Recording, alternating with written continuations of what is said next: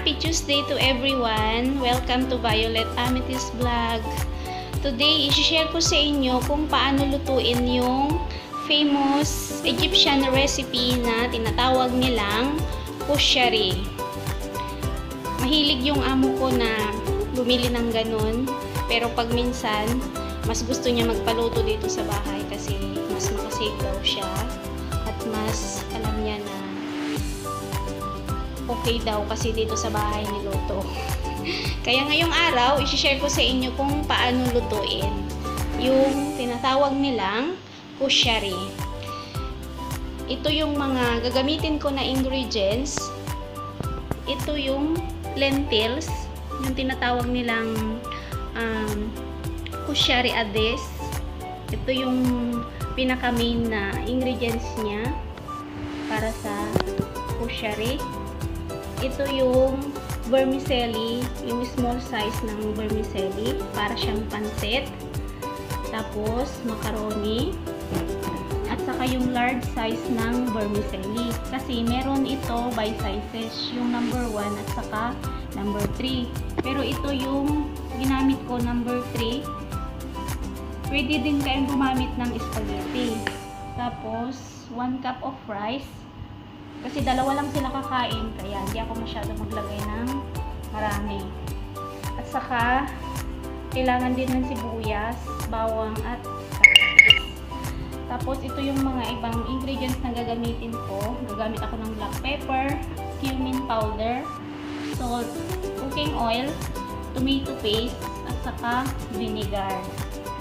Bago ito maluto, marami siyang proseso kasi kailangan bawat ingredients ay iba-ibang ang pagluto. Kailangan hindi gaya sa mga ibang pagkain na naluluto siya sa iisang kaserola lang. Ito kasi kailangan iba-ibang kaserola ang kung saan iluluto ang mga ingredients nito. Gaya ng sibuyas, kailangan munang iprito, tapos yung kamatis, kailangan muna siyang gawing tomato sauce. Ayan, isa-isahin natin, iluto yung mga kailangan natin. Kaya umpisahan ko ng igisa itong vermicelli. Meron na akong mantika dito, pinainit ko na. Isasangag ko dito yung vermicelli hanggang mag-brown siya.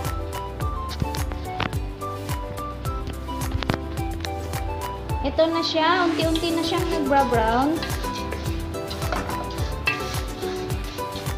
Ang ginamit ko palang vermicelli dito ay ito yung tinatawag nilang balalit, vermicelli number 3. Ayan.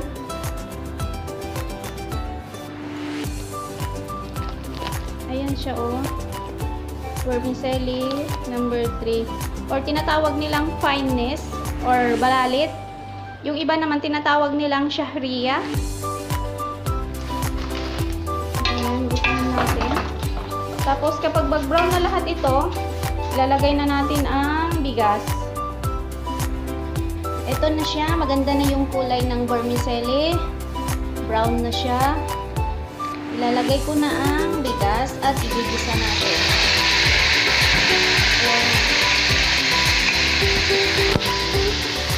Huwag muna agad tutubigan ha. Kailangan gisahin muna itong bigas bago lagyan ng tubig. Ayan, gisahin natin ng mga 2 minutes itong bigas bago natin lagyan ng tubig. Para kapag maluto siya, hindi siya malagkit. Mas maganda yung ilalagay nating tubig ay ready na siyang mainit para mas madali siyang maluto. Kaya kukuha lang ako dito ng ilalagay kong tubig na 3 cups. Ayan, nag-isa na. Lalagyan ko na ng tubig.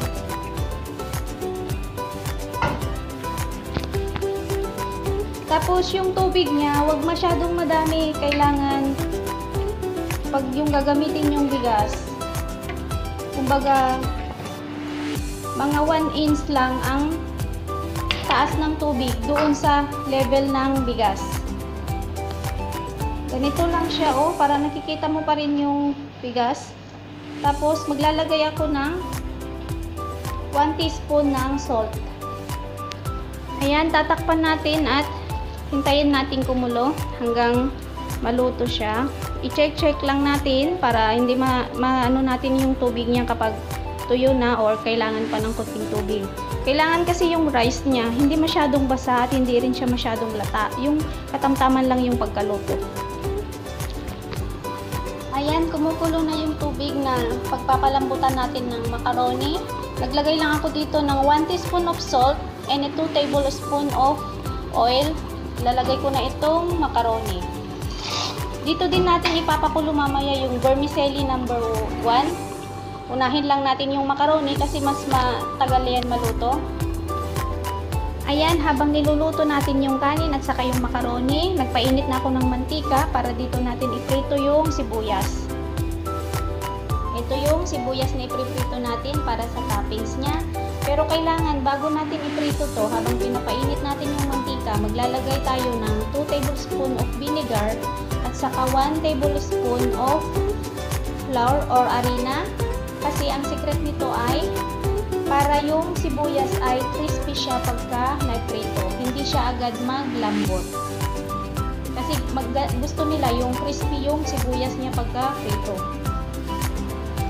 Ito, kapag ilagay yung sibuyas, wag lahat ilalagay dun sa palayok ha na may mantika. Kailangan ganito ang paglagay. Oh. Ayan. Ganyan lang ang paglagay. Wag po lahat ibuhos. Kailangan unti-untihin siya.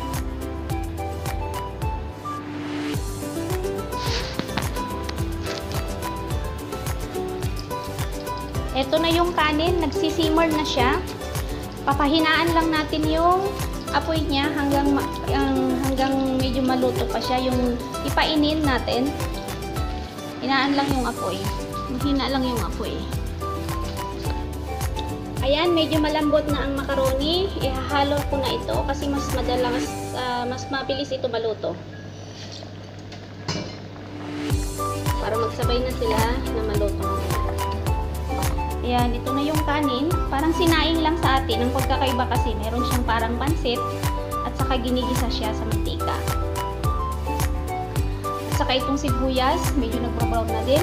Okay na din to. Isasalin na lang natin sa colander para tumulo yung mantika niya. Ayan, okay na yung sibuyas. Ganito lang siya. I-set aside lang muna natin para gagamitin natin ito mamaya. Ayan, habang niluluto pa natin yung macaroni, gigisa ko na yung lentils. Painit na ako ng mantika dito. Naglagay ako ng 3 tablespoon. Laglagay muna natin ang bawang.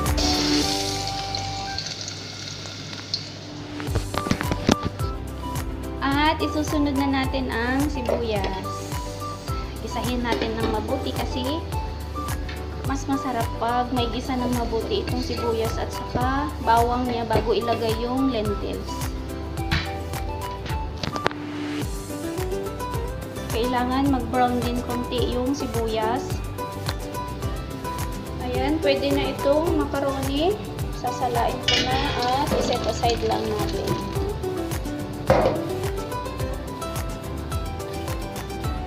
Buhusan ko siya ng malamig na tubig para hindi siya masyadong malata.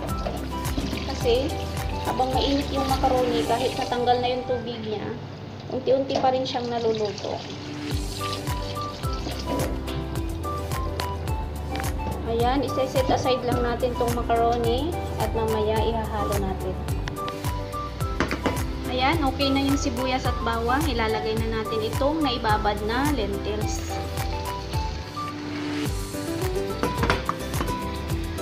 Kailangan gisahin din natin ito ng mabuti at hindi natin agad lalagyan ng tubig. Kailangan habang ginigisa ito, huwag masyadong malakas yung apoy niya. Hinaan lang natin. Ayan, hina lang. Tapos, ilalagay ko na itong 2 teaspoon of cumin powder or yung tinatawag nilang kamon, half teaspoon of black pepper, at saka half teaspoon of salt. I-mix na natin. At lagyan ko ng 1/4 cup of water. Ayan. iluluto natin hanggang maglambot itong lentils or yung parang munggo. Hindi naman siya kailangang as in na malambot. Yung medyo pag pinisil mo siya, malambot na siya na pisilin. Ayan, takpan lang natin at hintayin natin maglambot. At saka medyo mahina lang yung apoy. Tapos ngayon, isusunod na natin iluluto ang tomato sauce. Ito na yung tomato.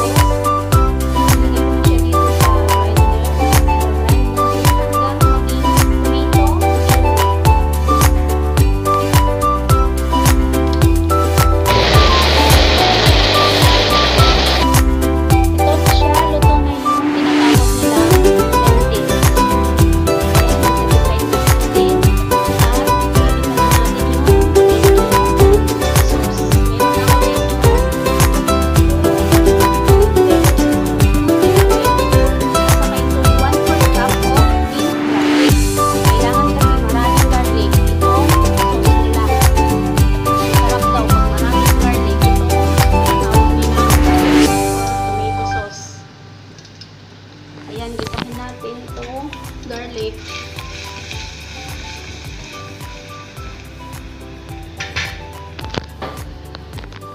Ayan, nagisa na itong garlic. Ilalagay ko na itong buong tomato paste para sa tomato sauce. Gumamit ako ng buo nito para yung iba kasi pwede ko lang ilagay sa ref at gagamitin ko ulit sa susunod na magluto ako kasi hindi naman nila ito lahat mauubos.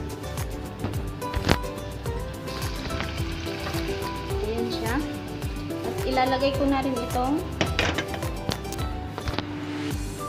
ilalagay ko na itong half teaspoon of black pepper, half teaspoon of salt, 1 teaspoon of cumin powder, at saka 2 teaspoon of sugar.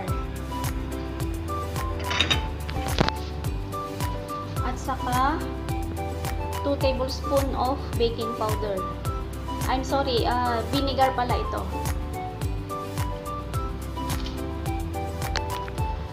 At saka itong tomato puree, yung blender kong tomatoes, ihalo ko na rin. At pakuluin natin ng mga 3 minutes.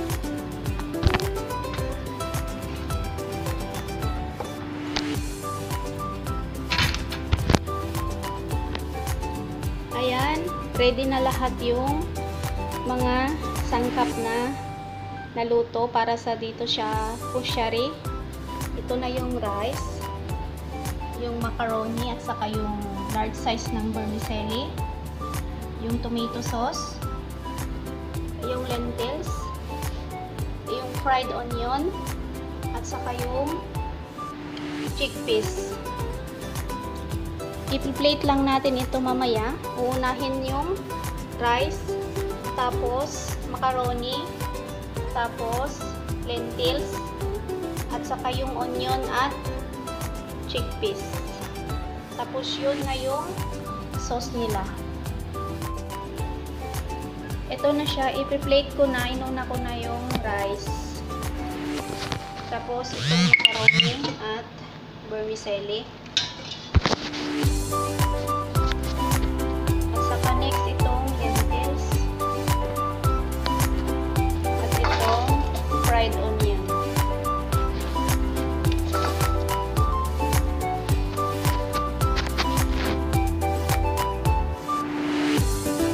At itong chickpeas.